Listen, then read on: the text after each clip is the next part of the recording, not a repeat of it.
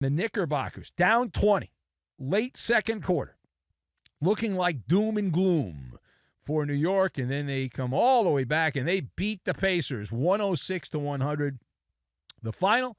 And so the Indiana team still leading this series 2-1, as Karl Anthony Towns also had 15 rebounds in this game. A monster performance. Tyrese Halliburton, quiet, led the Pacers, though, with 20 points and 6 assists. And Miles Turner had 19. Game 4 will be played on Tuesday night. Tickets are not available for that, so let's get into it. We will discuss the question here. Who gets to wear the Indiana-colored dunce cap for Rick Carlisle's Pacers? You blow a 20-point lead at home. What do you think? You're the Boston Celtics blowing 20-point leads at home? What's wrong with you? It's inexcusable. So I've got Netflix, Fever, and Goomba. And we will combine all of these things together, and we are going to make a value meal. And you can enjoy the value meal. It's the holidays, so it's like a value meal situation. So, I saw the T-shirts. You know, the NBA loves themes. They're all about the themes. And so the Indiana Pacers officials handed out the gold and blue team color T-shirts there to everyone, it appears, in attendance at that game.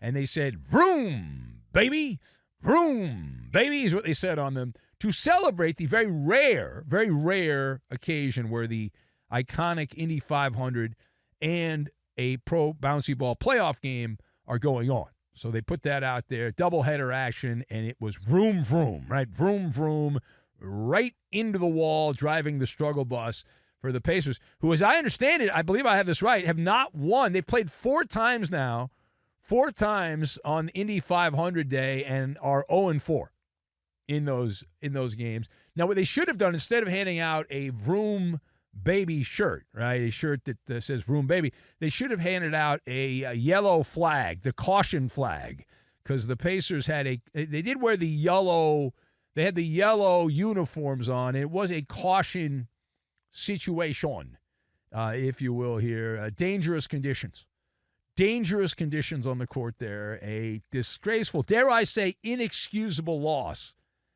when you're up by 20. Bad job by them. And you have a 20-point lead, Eastern Conference, chance to put a total chokehold on the series here. And you let the Knicks have a second life here. And last I checked, like the Knicks, these guys, I don't know, is Patrick Ewing out there? I didn't see him. Maybe he was there. I guess he might have been there, but I didn't see the classic Knicks. These guys are still trying to write their story, and the Pacers helped them write a chapter in their story by allowing them to get back in this game here and have new life. And that's a shame on you situation for Tyrese Halliburton and the Pacers. Now, as for specifics, there's a couple of names that I jotted down on the notes app on my phone as I was watching the game here, and they are the headliners, friend of the show, Marcel and Brooklyn's favorite basketball player, Pascal Siakam, got to make sure I say that properly, and Tyrese Halliburton. Those are the two. If your stars do not shine the brightest, you can't expect these other scrubs to get it done, even though Indiana was at home, and usually the scrub guys play better at home. But, man, you were on the court for the majority of that time. Indiana was up by 20 late second quarter, and then in the second half, and really the fourth quarter, they just completely collapsed. Outscored by 26 from up 20 to losing by 6 at the end of the game. And Siakam and Halliburton, they might as well have been watching and having a nice surf and turf at St. Elmo's there, the steakhouse, which every sportscaster goes to Indianapolis, goes to St. Elmo's. I've been there. When I was there years ago, when the Pacers were in the finals, and I was there, because that's just what you do. And often, what TV does is they'll put the restaurant on TV because they get like a discount, or they get payola. Now, I guess TNT did that too. They had some kind of side hustle, so it's like the top restaurant, at least for sportscasters. When they go to Indianapolis, they got to go to that St. Elmo's. Now, Rick Carlisle squad, clearly they had a brain fart here, as they did not close the game. In general, Indiana They got complacent. We've seen this a lot. This is an epidemic in pro bouncy ball. You get a big lead, and you get complacent.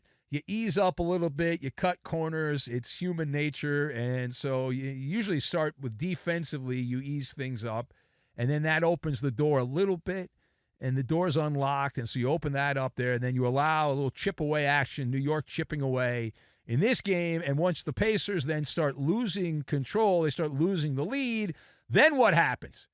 TTS, tight tuchus syndrome.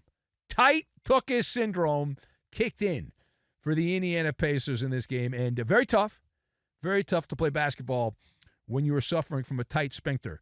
And we saw that for the Pacers in the fourth quarter there, as it was panic at the disco, or in this case, the field house there in Indianapolis. They tightened up. They stopped playing free and easy, free and loose. And then it just was a self-fulfilling prophecy where they just fell apart at the end. Now, in the fourth quarter, there were stretches that when you were watching this, it's kind of like when you're watching something on a streaming service like Netflix, and if you have just continue to watch stuff and it kind of goes through, like, they have those series where it goes in the next episode, at some point they'll click something. Are you still watching? Like, I felt like Rick Carlisle. Are you guys still watching? Because all you're doing is watching. You're just watching the Knicks run around. Indiana shot 26% in the fourth quarter, and that was from the floor, and 12.5% from three-point range. Now, I didn't play in the NBA. I just do an overnight show. I don't think that's particularly good. I don't think that's particularly good. That's just my position on that. Here is Rick Carlisle pointing out, he's the coach of the Pacers, pointing out that they really effed up the end of that game. They really screwed that thing up. Take a listen. Poor job of closing the third quarter. Not a good enough start to the fourth quarter. Turned it into a real back and forth game, and they executed down the stretch, and we did not execute well enough. So credit them for fighting hard, hanging in. We got a pretty good lead in the third quarter. Didn't do a good enough job of attacking, but also avoiding miscues. Difficult loss. So we'll watch it tomorrow, and there are a lot of things we can do better. Okay, so standard cliches there at the end. Indiana was up 20 late second quarter. They had a 16-point lead early third quarter and blew it. Here is Tyrese Halliburton. Good for him. He actually talked to the media after a loss. Here's Halliburton pointing out, some offensive issues popped up. We had some missed shots, 5 for 25 from three. That's not ideal. I thought I got to watch film to really see our offensive processes, what they really were. Felt like we got kind of stagnant on that end, but yeah, we'll see where we can get better, watch film, and be ready to go for game 4. There you go. Just go watch the film. That's all you got. It's watch the film. All right, here's more from Tyrese Halliburton pointing out here, Mr. Halliburton, that, there's some things that he could have done better.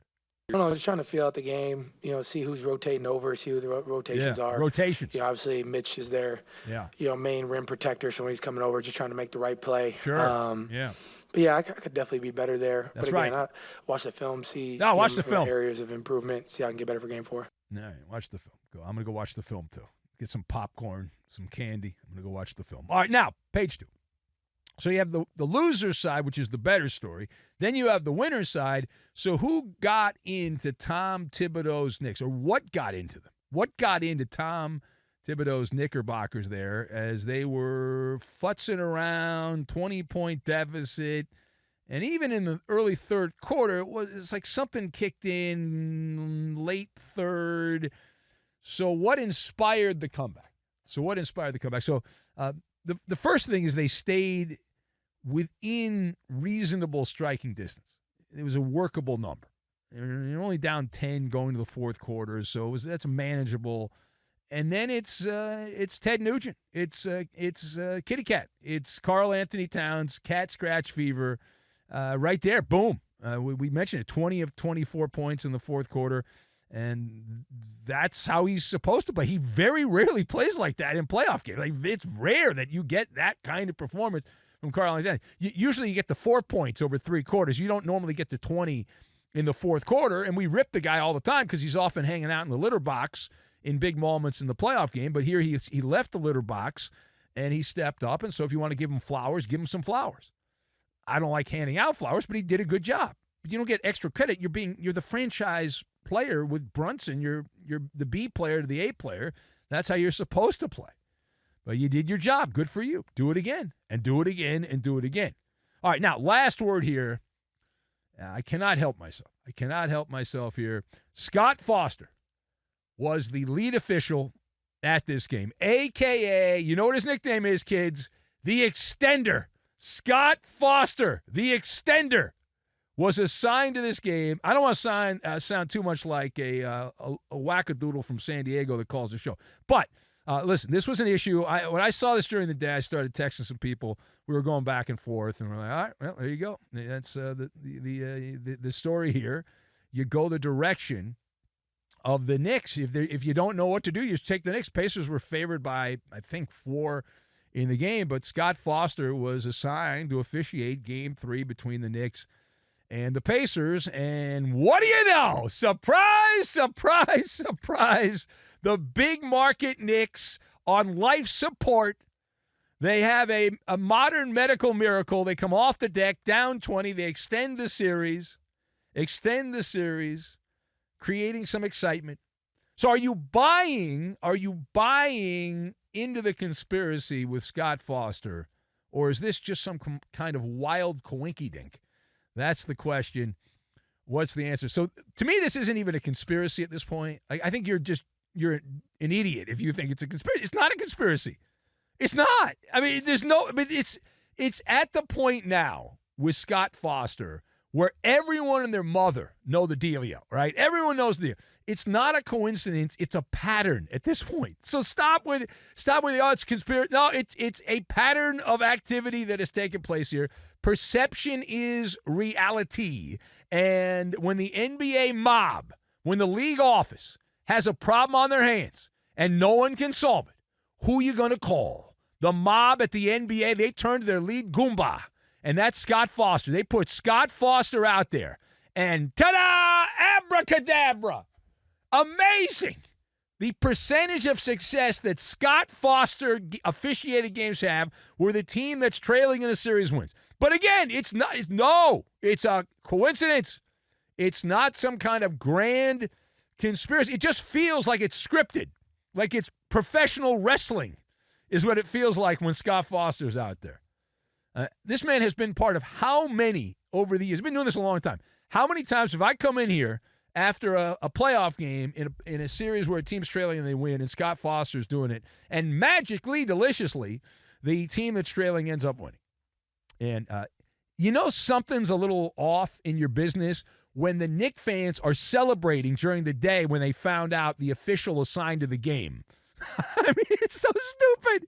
It's like so ridiculous. Like the Knicks fans, like, we got it, dude. We got it. We got a new player. We got the sixth man. We're gonna be on the power play when we're out there tonight because Scott Foster's gonna be the official. I mean, hell, Adam Silver, what are you doing?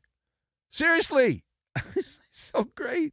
Now, I will admit this was an unorthodox, not your standard Scott Foster special.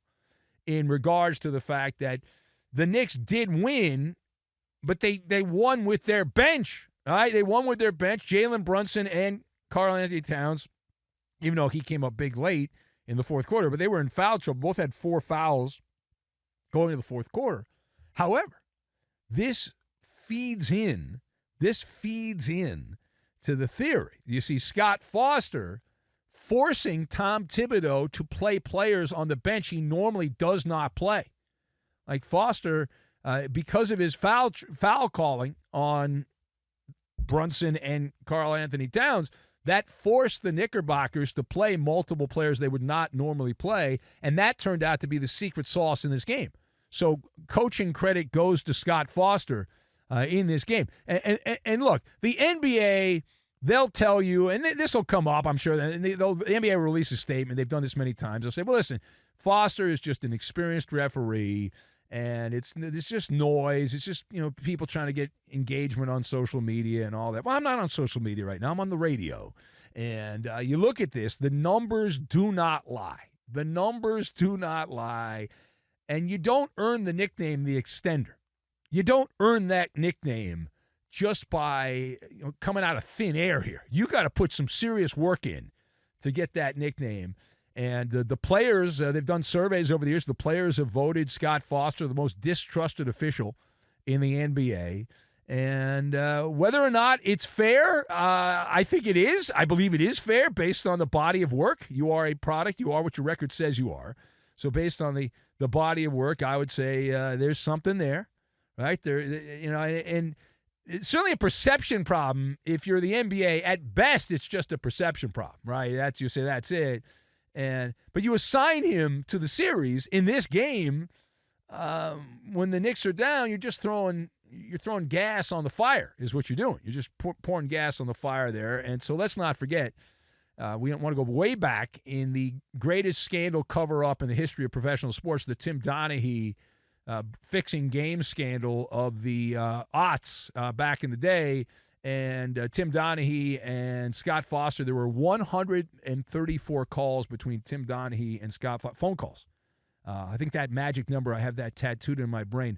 134, if I remember correctly, phone calls in 07 between Scott Foster and Tim Donaghy as Donaghy was fixing games. So there you go. Suspicious, but clear. It's completely nothing wrong. Nothing wrong here at all.